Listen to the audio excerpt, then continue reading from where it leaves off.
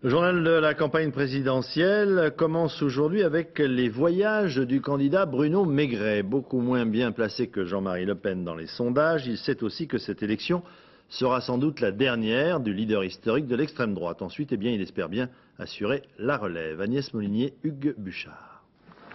Comment prendre de la hauteur quand on est bas dans les sondages?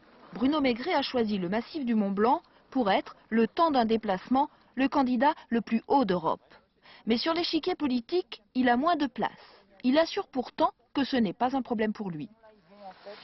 Je suis le seul candidat de droite, puisque M. Chirac refuse le qualificatif. M. Madeleine, c'est l'hyperlibéralisme, partisan de la dépénalisation du cannabis.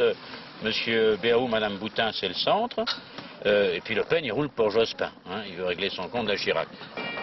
L'immigration reste son thème de prédilection. Même sur RFI, la radio très écoutée en Afrique, il saisit l'occasion de rappeler quelques-uns de ses principes.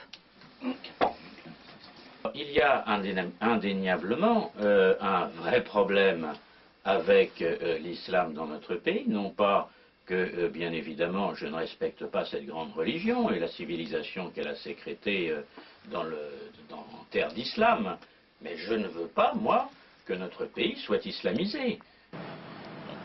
Réunion avec son staff.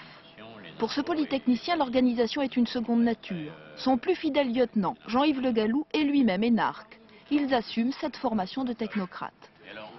Écoutez, ce n'est pas parce que je ne suis pas une grande gueule et que je ne fais pas du café-théâtre que je ne suis pas un homme chaleureux.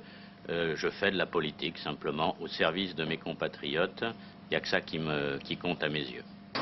Mais sur le terrain, le plus dur reste à faire. Avec son faible score aux européennes et son implantation seulement en Provence, la présidentielle n'est pas pour lui un combat facile.